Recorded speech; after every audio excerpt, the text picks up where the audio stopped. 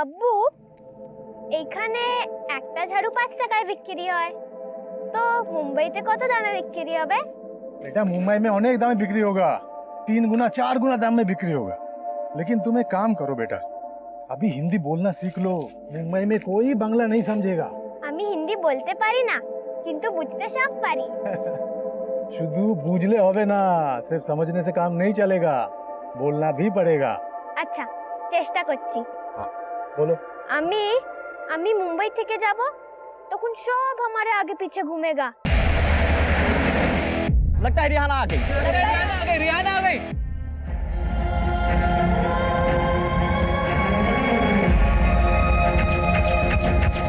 हम मेम बन जाएगा और फिर सब हमारा फोटो निकालेगा ऐसे।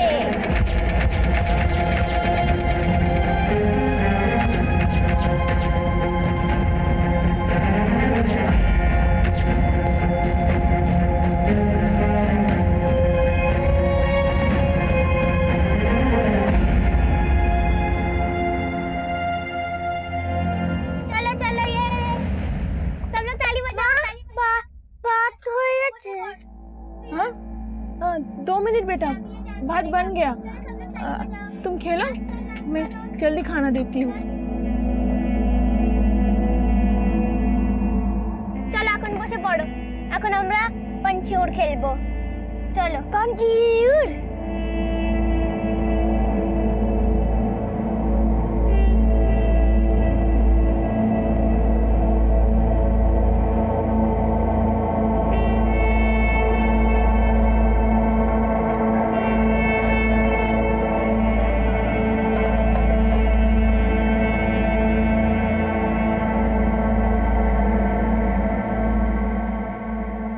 এসে গেছো?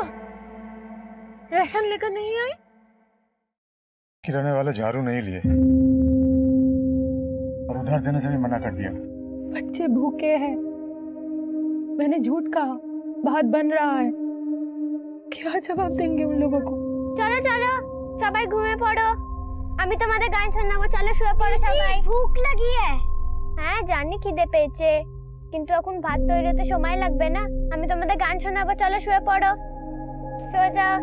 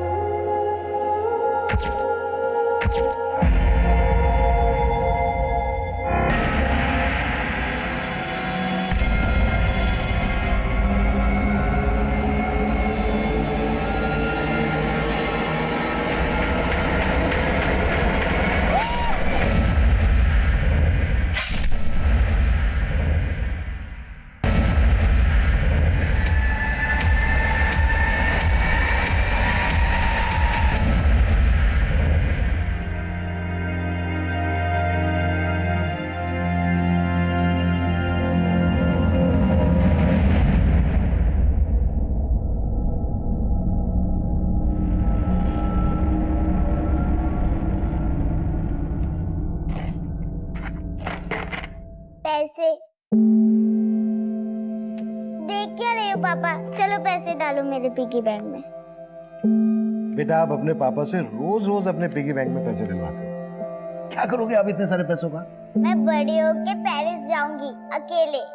पापा को साथ लेकर नहीं जाओगे? और बेटा वहाँ पर आप अकेले खो गए तो? जब पापा पुलिस ऑफिसर है तो खोने का क्या डर? अगर खो गई तो आप मुझे ढूंढ लेना। हर उम्र में अलग अलग ख्वाहिशें होती हैं। बड़े होने के बाद जब ख्वाहिशें टूटती हैं तो हम समझौता करना भी सीख जाते हैं, लेकिन जब बचपन में ख्वाहिश टूटती है तो समझौते की खुराक इतनी आसानी से हजम नहीं होती। ये केस रिहाना की एक ऐसी टूटी ख्वाहिश का दर्द था जिससे समझौता करना नामुमकिन था। उसकी जिंदगी तकलीफों के अंबार से भरी पड़ी थी। उसके सवालों का किसी के पास जवाब नहीं था। उसकी आप बीती झकझोर कर रख देने वाली थी। महज 12 साल की उम्र में उसके दोस्तों से कहीं ज्यादा उसके दुश्मन, जो उसका नामो निशान तक मिटा देना चाहते हैं। आप सोच रहे होंगे कि ऐसा क्या किया होगा उस मासूम बच्ची ने जो इतने सारे लोग उससे इतनी गहरी नफरत पाले बैठे हैं। रिहाना बेटा आजा जल्दी जल्दी, एप्पल खा लो। रिहाना बेटा आजा। बेटा एप्पल खाने के बाद तुझे दवाई भी तो खानी है।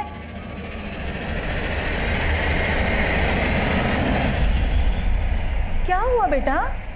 रिहाना क्या हुआ बेटा, क्यों डर रही है?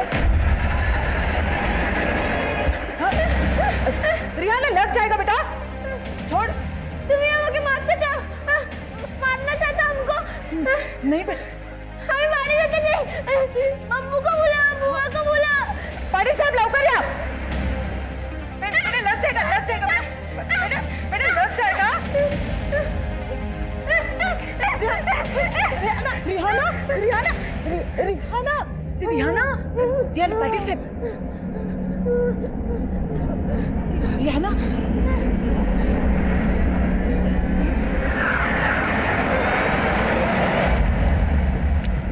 लीजिए बस। हाँ हाँ तुम डॉक्टर को बुलाओ ना, मैं पहुंचती हूँ।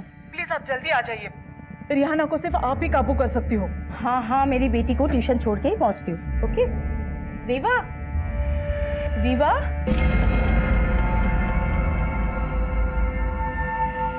रीवा रीवा रीवा बेटा।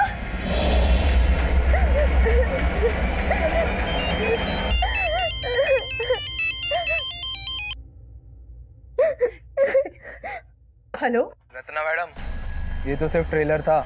अगर तूने हमारी बात नहीं मानी ना तो तुझे पूरी फिल्म दिखा देंगे।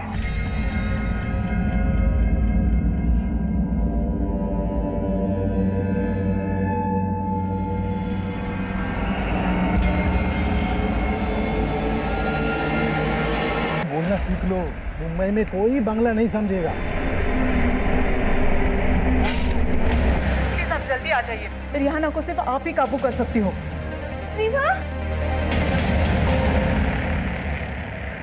रिहाना ठीक है अभी?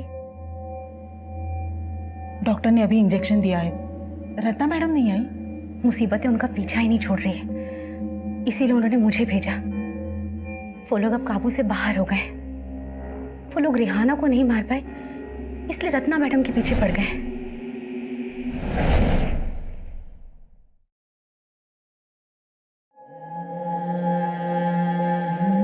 देखो रत्ना, तुम रिहाना का हौसला हो। अब इतनी दूर आने के बाद अगर तुम भी पीछे हट गई तो उस बच्ची पे क्या बीतेगी? ऊपर से भले ही वो जिंदा रहे, लेकिन अंदर से वो टूट जाएगी। मैं तो अपनी पूरी जिंदगी उस बच्ची के नाम कर दी थी अजय सर, पर मैं भूल गई थी कि मैं भी एक माँ हूँ और मेरी बेटी को भी मेरी ज़रूरत है।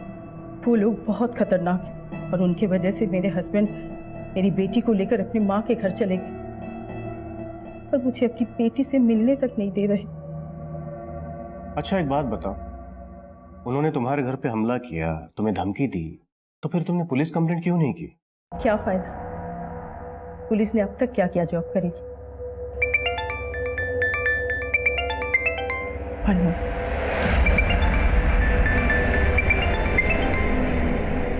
हाँ शबनम बोलो। हेलो हेलो रत्ना मैडम, बोलो बोलो मेरी दुकान।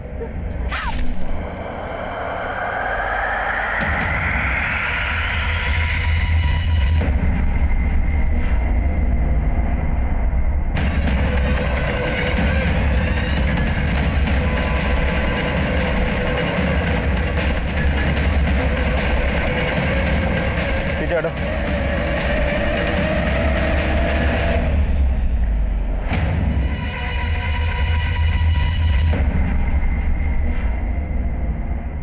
किसने मारा इसे? कौन था? किसी ने देखा? अरे अम्मी अम्मी अम्मी अम्मी उठो, पीछे करो। अम्मी अम्मी उठो ना, अम्मी पीछे हटो। छोड़ो मुझे, मुझे अम्मी के पास जाना है, छोड़ो मुझे।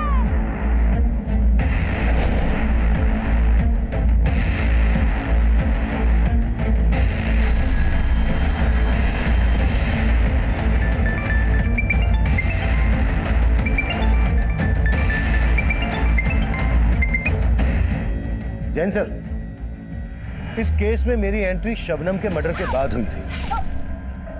तब शबनम मर्डर केस रिहाना के केस से जुड़ा माना जा रहा था, ये केस एक ऐसे ह्यूमन एंगल से जुड़ा था जिसमें भूखमरी से लड़ रही रिहाना एक कभी ना खत्म होने वाली लड़ाई लड़ रही थी, और ये लड़ाई उसे वेस्ट बंगाल से मुंबई ले आई थी, और तब मैं भी उसके इस दर्दनाक सफर का हिस्सा बन गया था।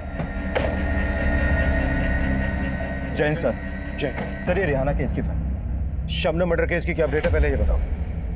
सर जाहिर है कि शबनम का मर्डर करने वाले उन्हीं लोगों से कनेक्टेड है जो रिहाना केस के सस्पेक्ट हैं, लेकिन फिलहाल कोई स्ट्रॉन्ग एविडेंस नहीं मिला सर वहाँ ना तो कोई सीसीटीवी था और ना ही क्राइम सीन का कोई ऐसा विटनेस सामने आया जो उन क्रिमिनल्स के खिलाफ कुछ बोले। सब डरे हुए हैं सर। क्यों डरे हुए? उनके अंदर के डर को निकालना, उन्हें कॉन्फिडेंस में लेना भी तो हमारा ही काम है ना। चलो एक बार को मान लेते हैं कि शबनम को उन लोगों ने टारगेट बनाया जो रिहाना केस में सस्पेक्ट है, लेकिन उन्होंने शबनम को 1 साल के बाद टारगेट क्यों बनाया? रिहाना तो शबनम को 1 साल पहले मिली थी ना।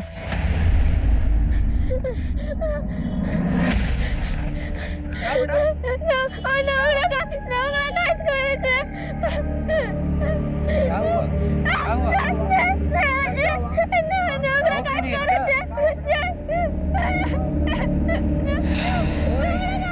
अम्मी, अरे बताओ क्या हुआ?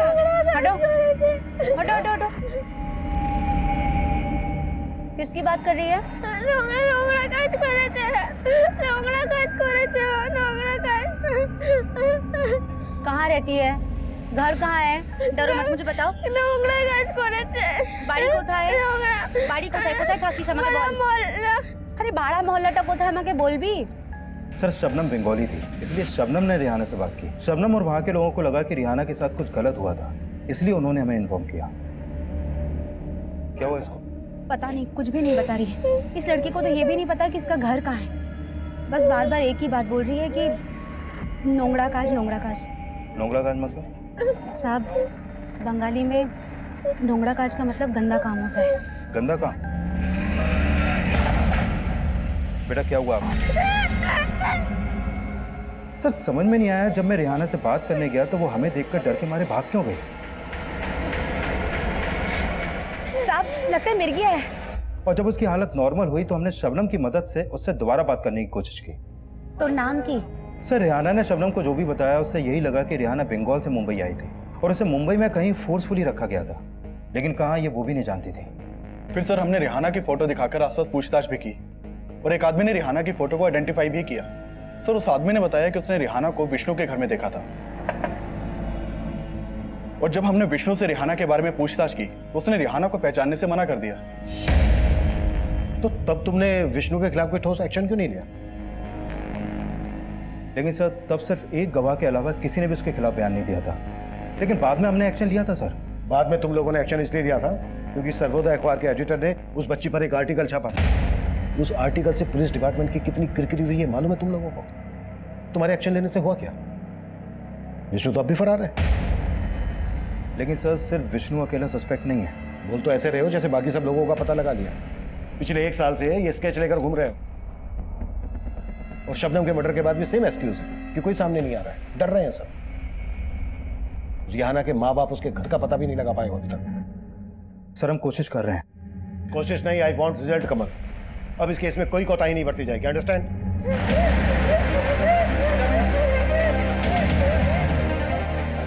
हेलो रत्ना मैडम, आपने रिहाना को जो बुक दी थी वो गुस्से में फाड़े जा रही है। हाँ सुनिधि, मैं जानती हूँ कि रिहाना मुझसे मिलना चाहती है, पर मैं अभी अपनी बेटी रिभा से मिलने जा रही हूँ। लेकिन मैडम रिहाना भी तो आपकी बेटी जैसी है, प्लीज एक बार आने की कोशिश कीजिए। हाँ हाँ मैं समझती हूँ, मैं टाइम निकाल के आऊँगी। ओके रिहाना, रिहाना बेटा।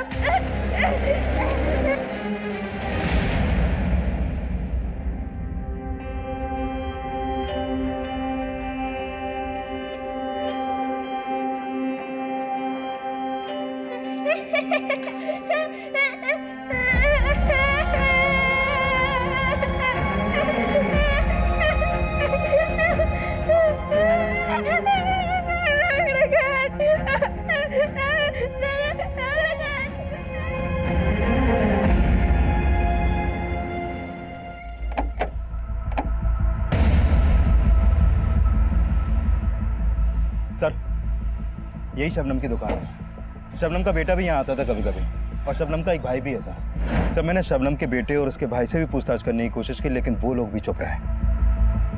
और शबनम की मौत के बाद उसके बेटे को शबनम का भाई अपने साथ ले गया।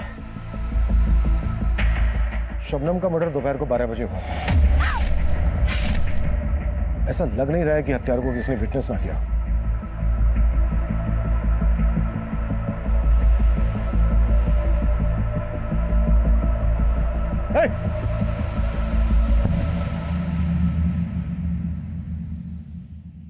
तो मुझे देख के ऐसे अचानक जाने क्यों लगे? क्योंकि मुझे मालूम है साहब, आप वही सब पूछिए और मैं कुछ नहीं जानता। आपको देखकर ऐसा लग नहीं रहा है कि आप कुछ नहीं जानते। देखिए, आपको डरने की जरूरत नहीं है, आपकी हिफाजत की जिम्मेदारी हमारी है। आपने जो भी देखा, आप जो भी जानते हैं, हमें बता दीजिए। साहब 3 लोग थे वो, और उन्होंने चेहरे पे कपड़ा लगाया हुआ था, और वो तीनों एक ब्लू कलर की वैन से आए थे और उसी में वापस चले गए। इसके अलावा मैं कुछ नहीं जानता। इस एरिया में आने वाले सभी रास्तों के सीसीटीवी खंगालो। वारदात के वक्त जितनी भी ब्लू गाड़ी इस डायरेक्शन में आई है, इस डायरेक्शन से गई, सबको 0 डाउन करो। शबनम के भाई और बेटे से दोबारा मिलने की कोशिश करो। शबनम से जुड़ी हर बात पता करो। हम शबनम के मर्डर को रिहाना केस से जुड़ा हुआ। तुम लोग यहीं पे वेट करो।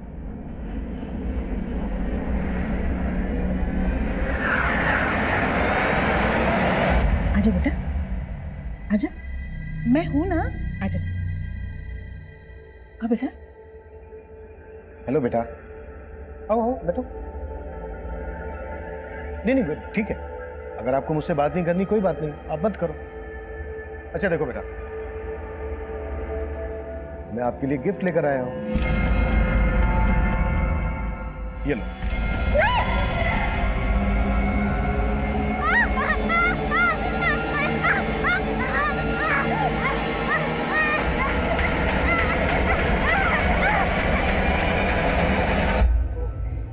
डर मत बेटा, मैं हूं ना। सर समझ में नहीं आया, जब मैं रिहाना से बात करने गया तो वो हमें देखकर डर के मारे भाग क्यों गया? रिहाना जब भी किसी को पुलिस की वर्दी में देखती थी तो उसकी बेचैनी और ज्यादा बढ़ जाती थी। ये इस केस का एक ऐसा रहस्य था जिसकी असल वजह तब तक ढूंढी ही नहीं गई थी। और सवाल यह भी था कि अगर रिहाना पुलिस वालों को देखकर डर रही थी तो विष्णु ने उसके साथ ऐसा क्या किया था, और वो नोंगरा काज ऐसा क्या गलत काम था जिसका रिहाना बार बार जिक्र कर रही थी।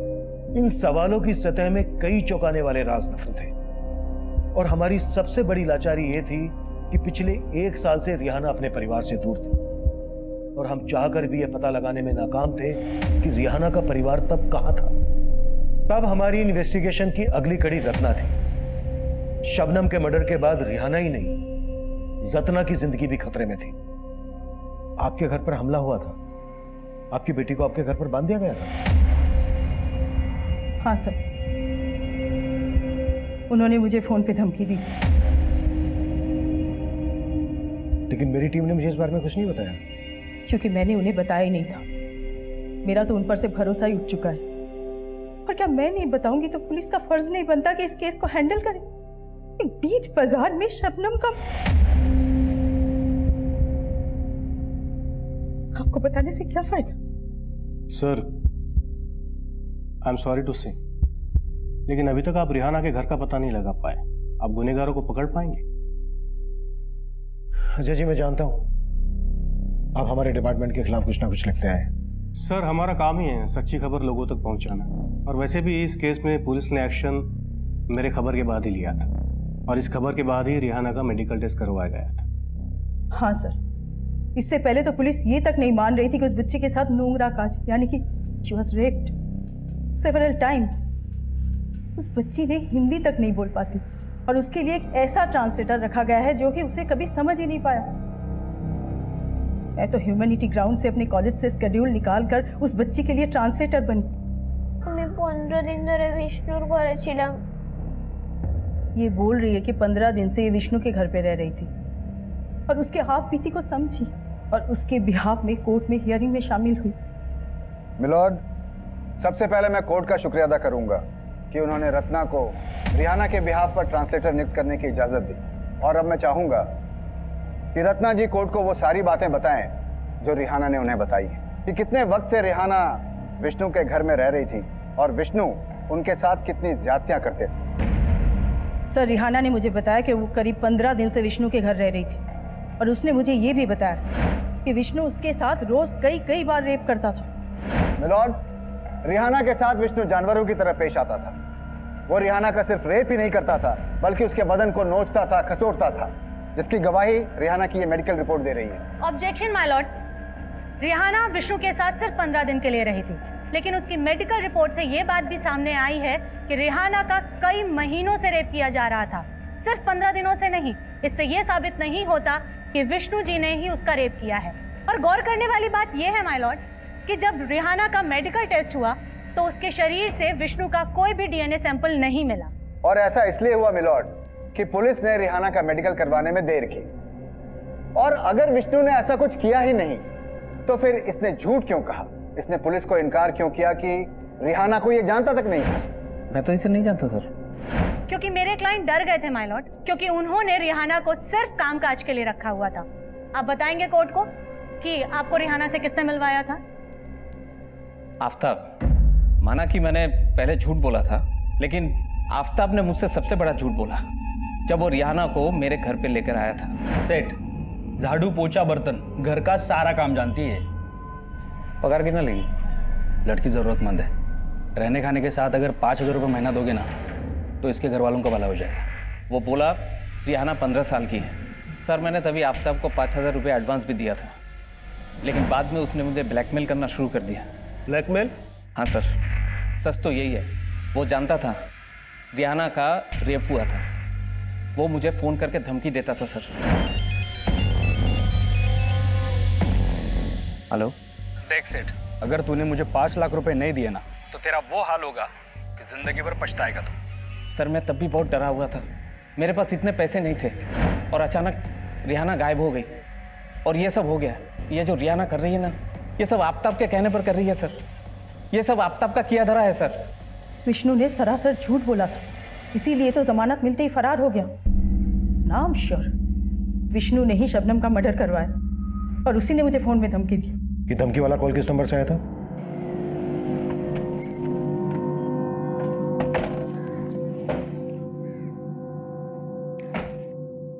पाटिल, इस नंबर की डिटेल निकालो।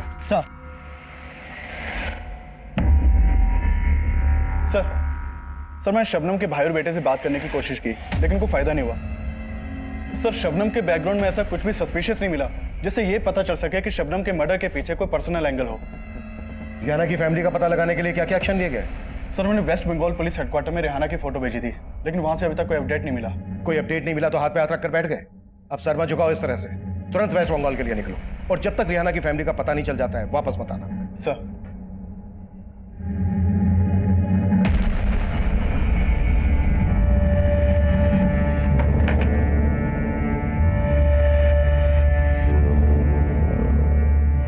और कितने दिन यहाँ रखोगे मुझे? यहाँ से निकलेगा तो मौत मिलेगी। जितनी जिंदगी बची है ना, जी ले आराम से।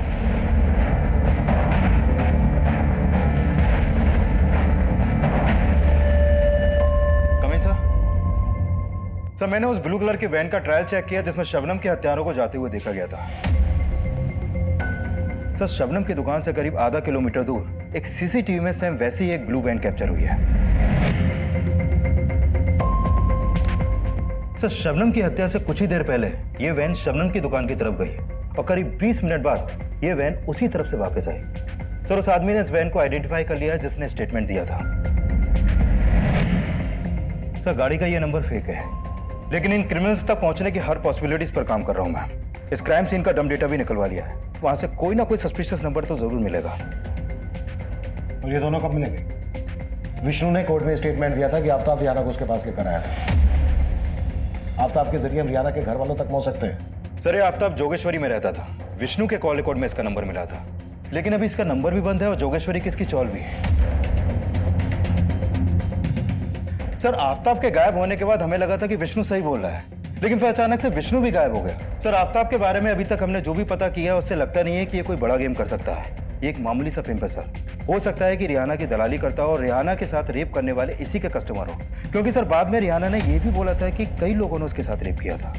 आफ्ताब के बाद इस सलीम का नाम भी काफी उछला था। सर सलीम का नंबर आफ्ताब के कॉल रिकॉर्ड में मिला था और ये तब से फरार है। हमें इस सलीम की कहानी को भी समझना होगा और इस रात से भी पर्दा गिराना होगा कि रिहाना पुलिस की वर्दी को देखकर इतना डर क्यों जाती है। रिहाना, बुआ पता चला मैं तो यहीं पे थी, लेकिन रीवा रीवा ऐसा है? नहीं बेटा, रीवा तो नहीं आई है, पर एक अंकल आए हैं, तुमसे कुछ बात करना चाहते हैं। बेटा, अंकल सलीम के बारे में जानना चाहते। बोलो तुम्हें তোমাকে আপুর কাছে নিয়ে যাবে, বলো শোনা। আমি গ্রামে ছিলাম। কি গাঁव में थी? অনেক খুশ ছিলাম। बहुत खुश भी थी। আর তখনই প্রথমবার আমি সালিম ভাইজানকে দেখেছি। और तभी ये पहली बार सलीम से मिली। খাবো ছেড়ে দেব। बहुत मीठा गला है रिहाना का, एकदम मुंबई के लिए बना हुआ है। तू तो ऐसे बोल रहा है जैसे इसको गवैया बना देगा। वो हमारा इतना पहचान का, लेकिन मुंबई में हम अच्छा काम दिलवा सकते हैं। अपने यहाँ का तमाम लड़की हैं जो लोगों के घरे में चौका बर्तन करती हैं, बहुत पैसा भेजती है अपने अपने घर। वो तो है, लेकिन मेरा दिल नहीं मानता रिहाना को इतना दूर भेजने के लिए। सोच लो, घर में खाने के लाले पड़े, 2 वक्त का खाना नसीब हो जाएगा।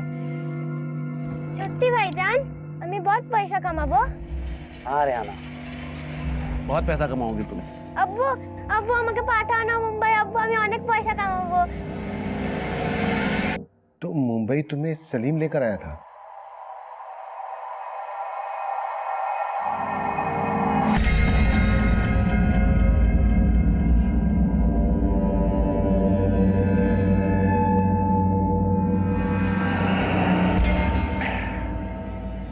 चल तुम्हारा एक फोटो ले लेते हैं, काम के लिए जरूरत पड़ेगी।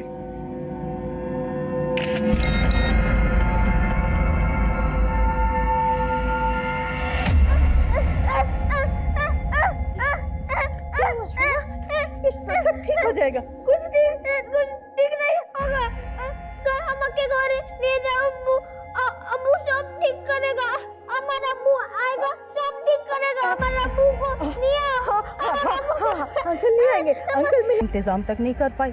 उसे एक ऐसा एनजीओ में रखा गया जहाँ पे काम करने वाली औरतें तक उसे मॉलिश करती थी, और जब रिहाना ने ये सब कोर्ट में कहा तो उसे किसी तरह इस एनजीओ में लाया गया।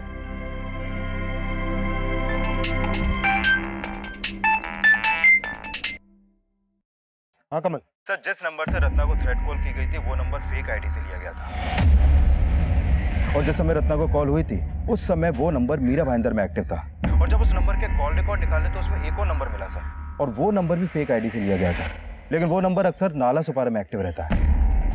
कमल, नाला सुपारा के इस नंबर को ट्रेस करो कि हमारे किसी सस्पेक्ट का नंबर हो सकता है। Okay sir. ओके। हम तब उन दोनों संदिग्ध मोबाइल्स नंबर की जांच में जुटे थे। वहीं वेस्ट बंगाल में रिहाना के परिवार की तलाश भी जोरों पर थी। तभी हमने उन दोनों नंबर्स में से एक नंबर को नाला सोपारा में ट्रैक किया।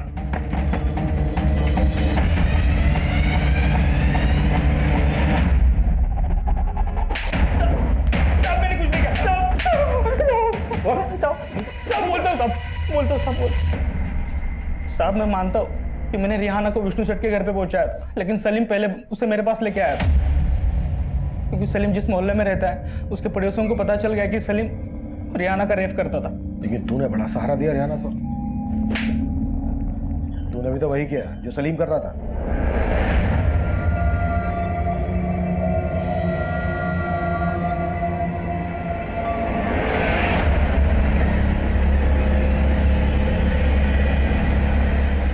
माल तो अच्छा लाया रे तूने। लाना, इसके लिए और ग्राहक, तू भी कमा मैं भी कमाएगा।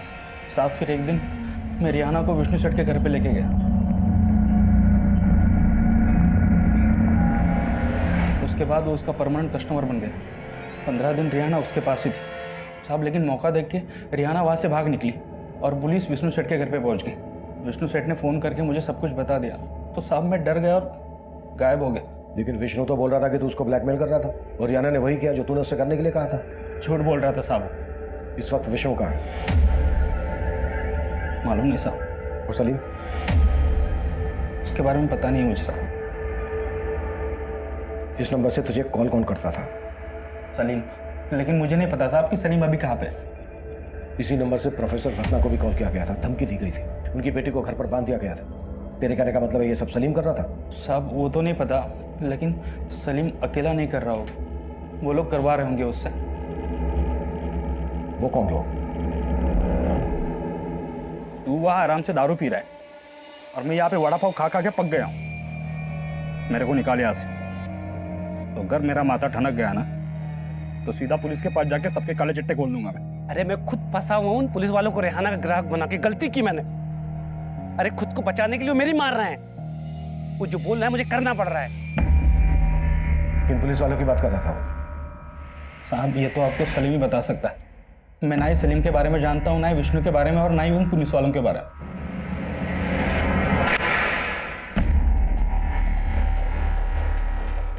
इस केस ने पुलिस डिपार्टमेंट की छवि बिगाड़ के रख दी है। इस बच्ची के साथ पुलिस वालों ने भी।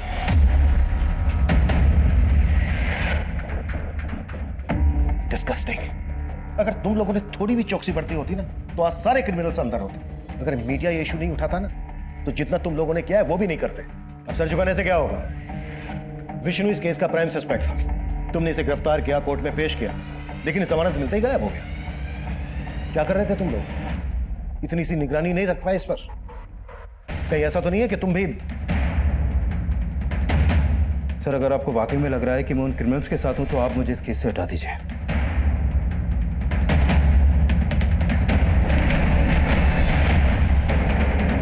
आफ्ताब की कोर्ट में पेशी की तैयारी करो। सर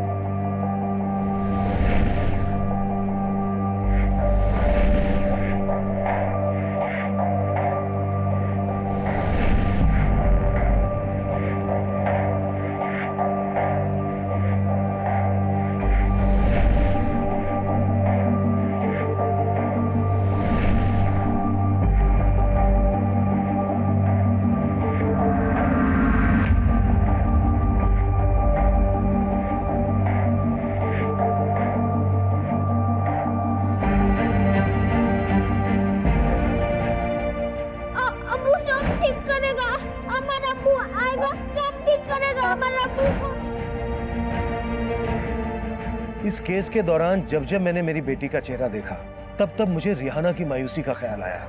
महज 12 साल की बच्ची इतनी तकलीफ में होने के बावजूद इतने लंबे समय तक अपने माँ बाप, अपने घर, अपने भाई बहनों से दूर थी। पर तब मैं ये सोच रहा था कि भले ही उसके क्रिमिनल्स देर से मिले, पर उस बच्ची को उसका परिवार जल्द से जल्द मिल जाना चाहिए। लेकिन इस केस में एक और तूफान अभी आना बाकी था, एक ऐसा तूफान जो फिर से सबको झकझोर कर रख देने वाला था। रिहाना, क्या हुआ था आपके साथ?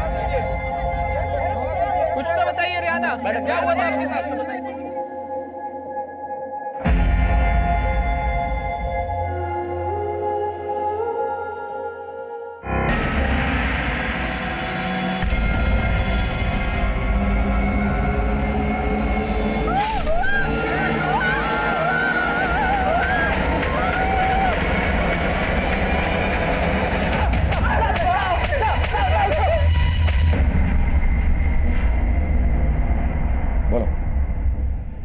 किसके कहने पर हमला किया था? पाटिल, जब तक ये मुंह ना खोले ना, हाथ रुकना नहीं चाहिए। सर ये दोनों हिस्ट्री शीटर हैं, मुन्ना और विजय। रंगदारी और धमकी के केस में कई बार अंदर भी जा चुके हैं लोग। मतलब ये पक्का है कि किसी ने सुपारी दी है? सलीम या उन पुलिस वालों में से ही कोई होगा? हाँ गौतम। सर रिहाना के गांव का पता चल गया है। गंगा सागर के बड़ा गांव में रहती है रिहाना, तो मैं रिहाना के घर ही जा रहा हूँ। ग्रेट। रिहाना के परिवार वालों से मिलने के बाद भी मुझे कॉल करना। ओके? Okay sir.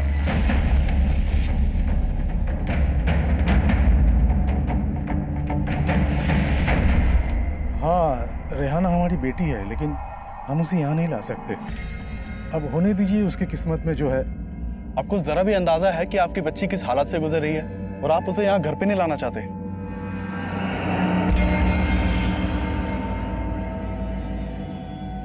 अगर रिहाना के घर वाले रिहाना को वापस नहीं बुलाना चाहते तो इसका तो यही मतलब है कि उन्होंने खुद सलीम को रिहाना को बेचा होगा। सर मुझे भी ये लग रहा है। सर मैंने यहाँ सलीम के बारे में भी पता किया। सलीम यहीं का रहने वाला था और काफी सालों से मुंबई में रह रहा था। सर इस सलीम के आगे पीछे कोई भी नहीं है।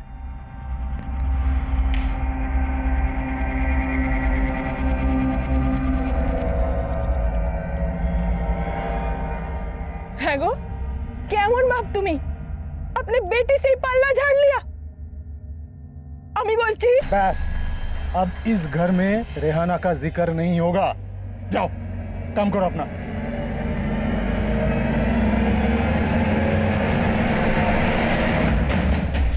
सत्य हमारा अब्बू मिल गया?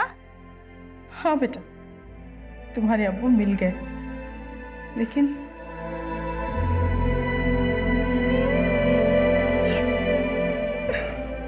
कह दो ना, तुम्हें इसलिए रो रहा है ना कि अमी छेड़े चला जाएगा? हाँ बेटा, मैं इसलिए रो रही हूँ। तुम मुझे छोड़ के चली जाओगी ना? ना ना, अमी अमर अब्बू के पास तुम्हाके निये जाएगा। अमी तुम्हें साथ रहेगा।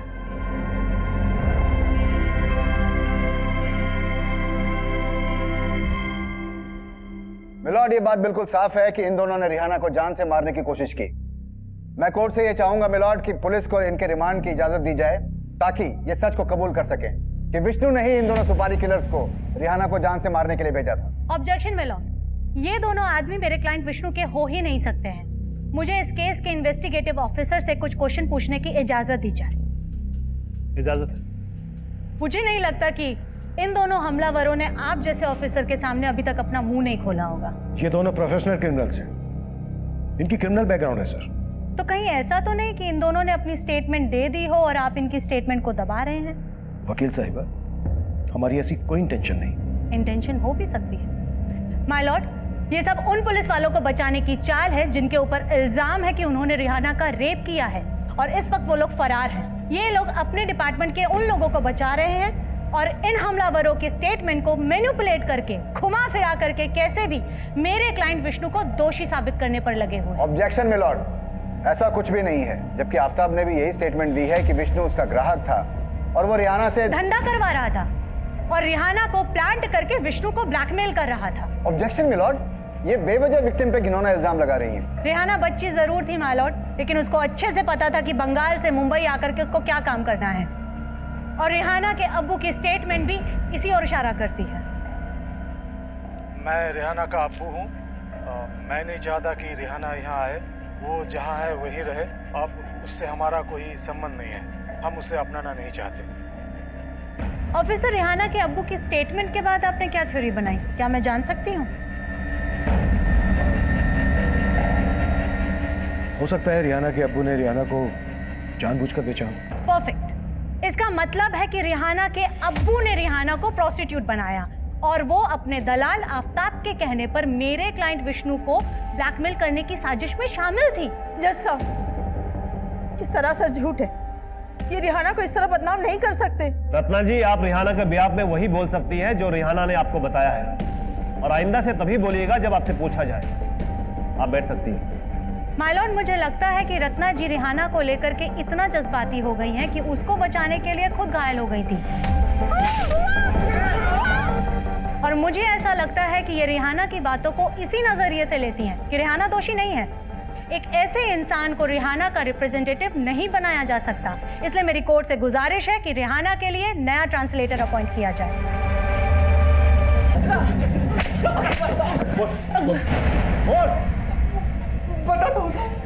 बताता हूँ।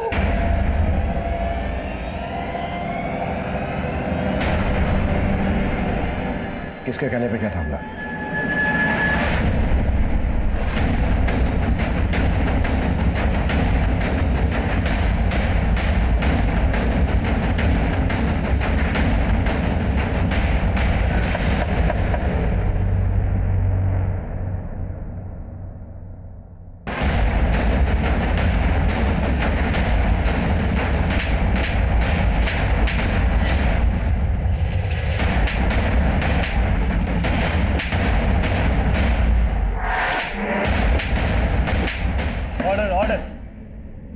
आई am going to announce the verdict of the case. अदालत मानती है कि रियाना ऐसी विक्टिम है जिसका भरोसा तोड़ा गया है, और सबसे पहले भरोसा तोड़ा है सलीम ने, क्योंकि सलीम ने रियाना से झूठा वादा किया और उसे धोखे से मुंबई लाकर उसके साथ बलात्कार किया, और उसी की वजह से रिहाना को इन दो गैर जिम्मेदार पुलिस कांस्टेबल्स विक्रांत शिंदे और सुरेश पाठारे ने भी अपनी हवस का शिकार बनाया। और फिर सलीम ने रिहाना को आफताब को बेचकर उसे प्रोस्टिट्यूशन में धकेलने का घिनौना अपराध किया, और फिर आफताब से रिहाना विष्णु की दरिंदगी का शिकार बन गई। विष्णु ने रिहाना का न सिर्फ बलात्कार किया बल्कि उस पर इतना जुल्म किया कि उसके बाद रिहाना वहां से अपनी जान बचाकर भाग गई, और उसके बाद विष्णु को पुलिस कांस्टेबल विक्रांत शिंदे और सुरेश पाठारे ने गायब कर दिया।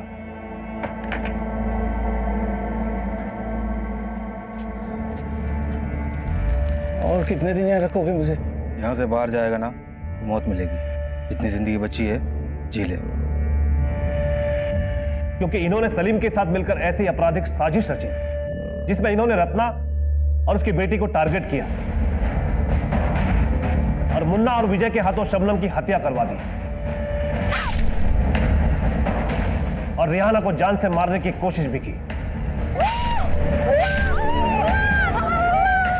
तमाम सबूतों और गवाहों को मद्देनजर रखते हुए यह अदालत इन सभी आरोपियों को उम्र कैद की सजा का हुक्म देती है।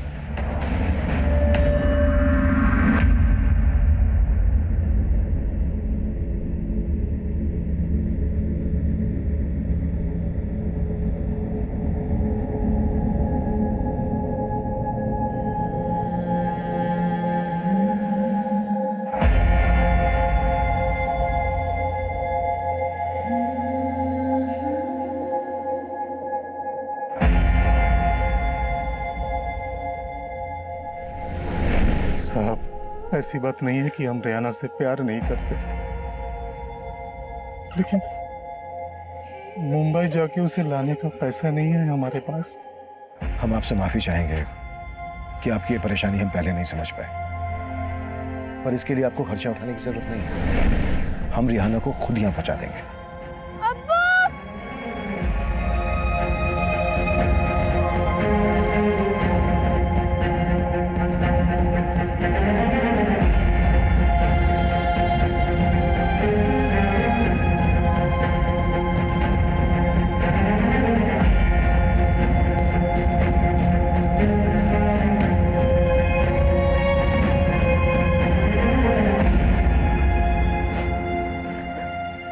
এটা তোমার জন্য।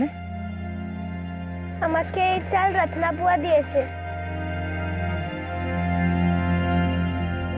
रिहाना के दर्द और मायूसी को मुस्कान का मरहम मिला। वो अपने परिवार से मिलकर खुश है, लेकिन आज भी उसके अंदर कई ऐसे सवाल उमड़ रहे होंगे जिनका जवाब देना मुश्किल है। ये वो गंभीर सवाल हैं जो आए दिन हमारे देश, हमारे समाज को कलंकित कर रहे हैं। रेप जैसा अमानवीय अपराध रोजाना हमारी बहन, हमारी बेटियों, बच्चियों को पीड़ित बना रहा है, लेकिन हम चाहकर भी इसकी रोकथाम नहीं कर पा रहे हैं। इंसानियत का स्तर दिन ब दिन गिरता जा रहा है, पर हमें यह सोचना होगा कि हम अपने हिस्से की इंसानियत को पूरी ईमानदारी से निभाएं। बुराई को बुराई करके तो नहीं रोका जा सकता, लेकिन हमें अच्छाई को अच्छाई करके बचाना होगा। अब मैं अभिमन्यु जिंदल आप लोगों से विदा लेता हूं। आपसे फिर मुलाकात होगी एक नए केस के साथ। देखते रहिए क्राइम पेट्रोल 10 तक। मकसद बताना नहीं,